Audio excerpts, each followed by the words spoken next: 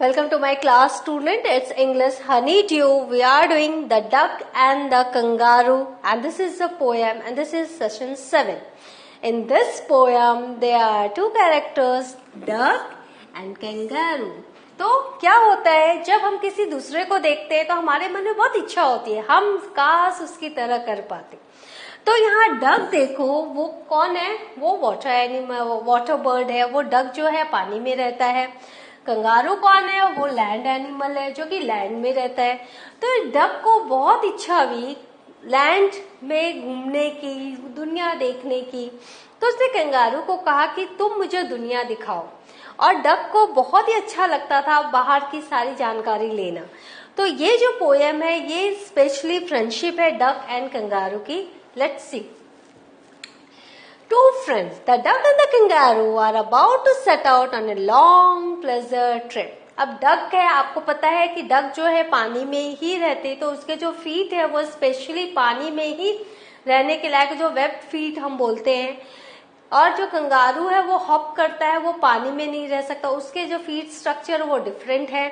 लेकिन दोनों एक लॉन्ग प्लेजर ट्रिप में गए। कैसे गए वो इस पोएम में आपको पता चलेगा। The kangaroo, though happy to carry the duck all the way on the tip of his tail, कहाँ उसने डक को बैठाया? अपने टेल के टिप पर।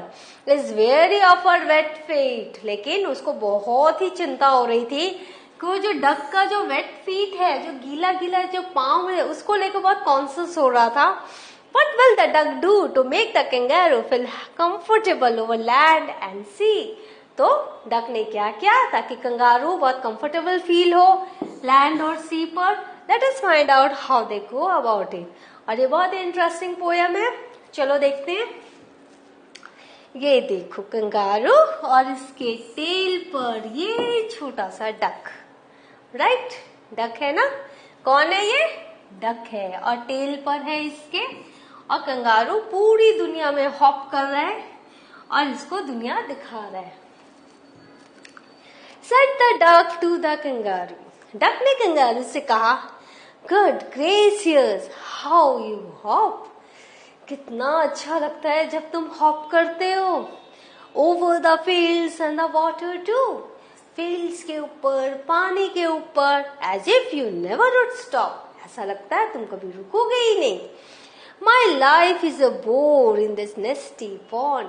मेरा तो जीवन जो है ना ये गंदे से पॉन्ड में बर्बाद हो रहा है, नष्ट हो रहा है। And I long to go out in the world beyond. और मैं चाहती हूँ या चाहता हूँ कि मैं इस दुनिया बाहर, इस नेस्टी पॉन्ड की दुनिया से बाहर जाऊं और ये वर्ल्ड को देखूं। I long means I wish to go out in the world beyond. I wish I could hop like you. काश मैं तुम्हारी तरह हॉप कर सकती। Said the duck to the kangaroo. तो डक ने कंगारू से कहा। कंगारू से क्या कहा कि मेरी लाइफ बहुत बोरिंग है नस्टी पॉन्ड में, मैं बाहर की दुनिया देखना चाहती हूँ, काश मैं तुम्हारी तरह हॉप कर सकती। Next, please give me a ride on your back. Please अपनी पीठ पर मुझे बैठा कर सारी दुनिया घुमा दो। Said the duck to the kangaroo. I'll sit quite still. मैं एकदम स्टिल रहूंगी, बिल्कुल ही हिलूंगी डुलूंगी नहीं। And say nothing but quack. और कुछ भी नहीं कहूंगी क्वैक के अलावा, क्योंकि डक तो क्वैक ही करती है। The whole of the long day through. और सारा दिन मैं इसी तरह बिताऊंगी। I won't say anything except quack and I'll sit still. And we'll go to the Dee and the Jelly Bully over the land and over the sea. Please take me on a ride.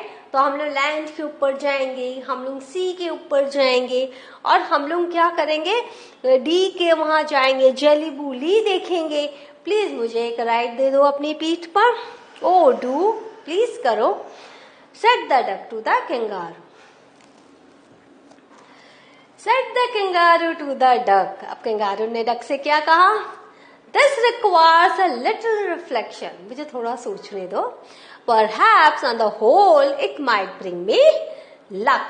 हो सकता है कि मैं it might bring me luck कि मैं भी दुनिया देखूं, तो हो सकता है मैं भी लकी हो जाऊं. And there seems but one objection, सिर्फ एक ऑब्जेक्शन है जो मुझे लगता है, which is if you will let me speak so bold, मैं कह सकता हूँ यदि तुम मुझे अलाउ करो कि मैं वो ऑब्जेक्शन बताऊं. if you will let me speak so bold, bold माने ये सच्चाई मैं तुमसे साहस करके कह सकूं, तुम मुझे अगर अलाउ करो तो. your feet are unpleasantly wet and cold, मुझे कोई ऑब्जेक्शन नहीं है, सिर्फ एक ऑब्जेक्शन है, तुम्हारे जो पाँव हैं वो बहुत ही गीले हैं और बहुत ही ठंडे हैं. And would probably give me the रू, और ऐसे रूमटी सेड द कैंगारू. और इससे क्या होगा, तुम्हारे जो फीट है वो थोड़े वेट एंड कोल्ड है, तो उससे क्या होगा, मुझे र्यूमेटिक्स, जो र्यूमेटिक एक रोमैटिस, ये एक जो जोड़ों के दर्द की बीमारी को बोलते हैं, गठिया का रोग, र्यूमेटिक. तो यहाँ पर बोले हो सकता है तुम्हें मैं अपने पर बैठाऊं तो तुम्हारे वेट एंड कोल्ड जो फीट है उससे मुझे र्यूमेटिक की बीमारी हो जाए, मुझे जोड़ों का दर्द हो जाए. Said the kangaroo. Said the duck, फिर डक ने क्या कहा, as I sat on the rocks I have thought over that completely, मैं भी रॉक्स के ऊपर बैठी बैठी ये सब सोच रही थी. And I bought 4 pairs of worsted socks, और मैंने क्या किया, मैंने 4 पेयर ऑफ worsted socks खरीदे हैं, मोजे खरीदे हैं, which fit my web feet neatly, और उसे मैं पहन के बैठूंगी और मेरे वेब फीट को वो नीटली वो कवर करेंगे, फिट होंगे मेरे वेब फीट के लिए. तो मैंने 4 जोड़ी 4 पेयर्स ऑफ worsted socks लिए हैं. And to keep out the cold I have bought a cloak, और मैंने एक क्लॉक भी लिया ताकि मुझे ठंड न लगे. And every day a cigar I will smoke, और तुम इसकी टेंशन मत लो, इसकी चिंता मत करो, रोजाना मैं एक सिगार स्मोक करूंगी. All to follow my own dear true love of a kangaroo, और मैं ये सब किस लिए कर रही हूँ, मैं ये सब आपके लिए कर रही हूँ, तुम्हारे लिए कर रही हूँ. My own dear true love of a kangaroo, तुम्हारे लिए जो मेरे में प्यार है उसके लिए मैं ये कर रही हूँ. तो क्या उपाय निकाला डक ने, वो web cold and wet feet के लिए उसने 4 पेयर्स ऑफ worsted socks लिए, उसने एक क्लॉक खरीदा, और उसने क्या कहा कि मैं रोजाना एक सिगार पीऊंगी.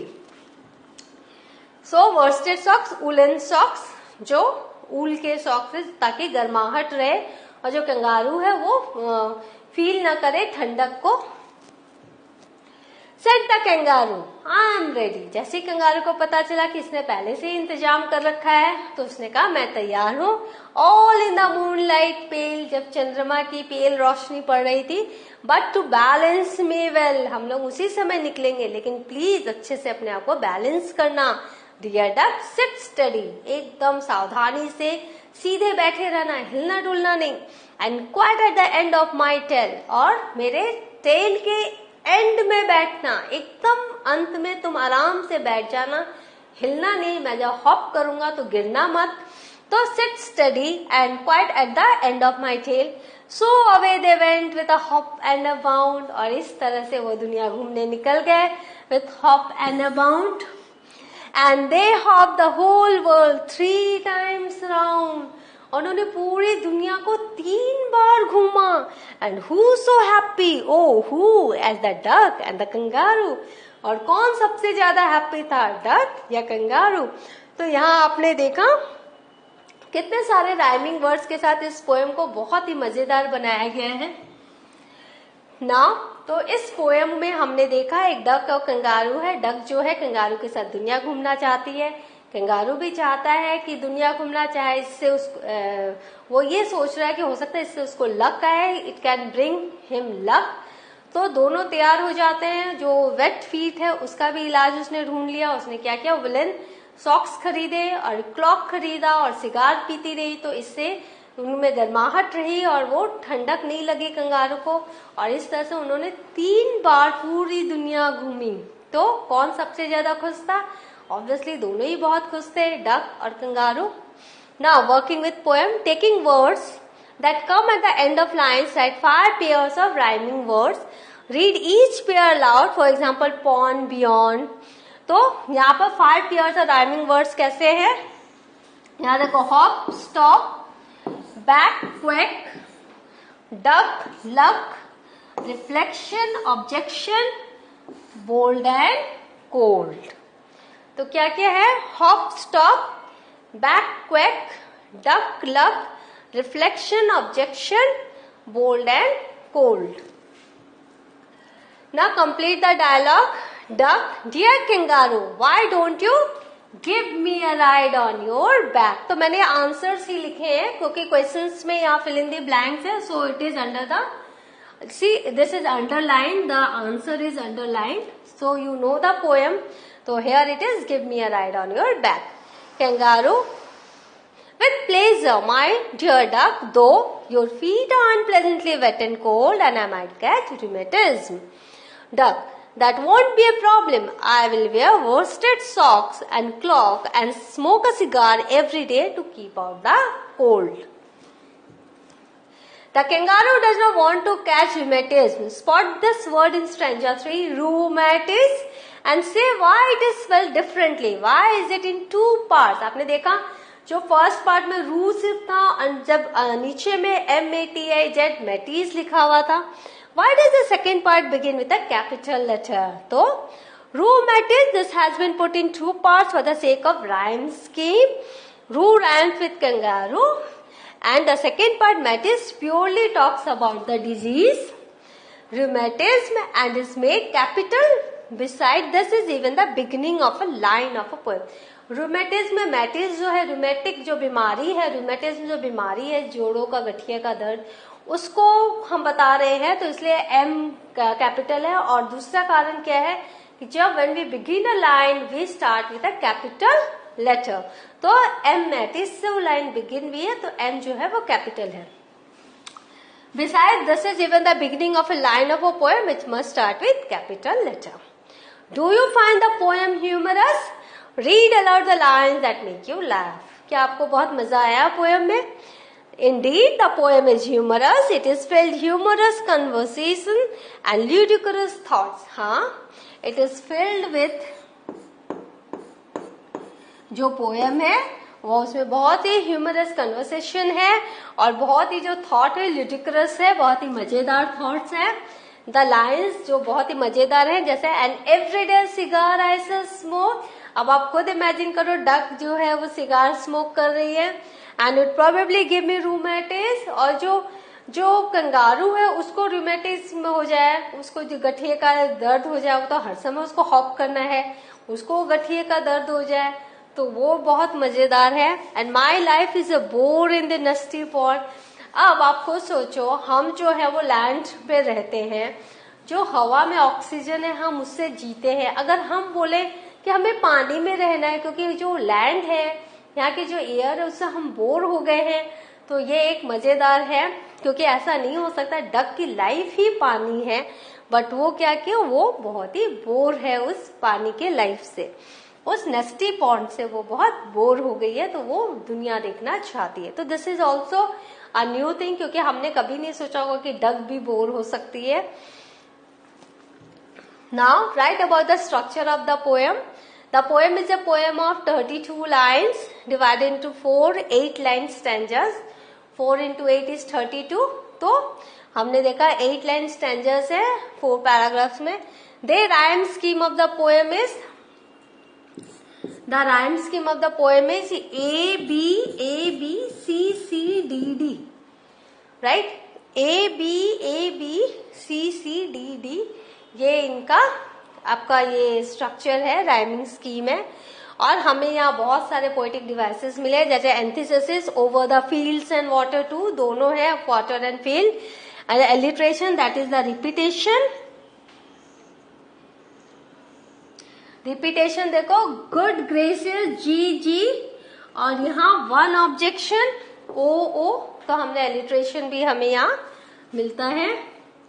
नाउ ये पोएम किसने लिखी है? पोएम एडवर्ड लियर ने लिखी है. वो he was born on 12 May 1812, Middlesex, England. He died on 29 January 1888, लिगुरिया, इटली. He was an artist, illustrator, writer and a poet. Right वो इलस्ट्रेटर भी थे, वो चित्र भी बनाते थे। उनके जो नोटेबल वर्क्स हैं वो है Scroobious Pip, nonsense alphabets and book of nonsense. तो ये आपने देखा, ये 1846 में ये पब्लिश हुई थी। और ये है mister लियर। So, what have we learned today? We have learned a very beautiful poem, The Duck and the Kangaroo. We have read the chapter, the poem, we have done its question answer.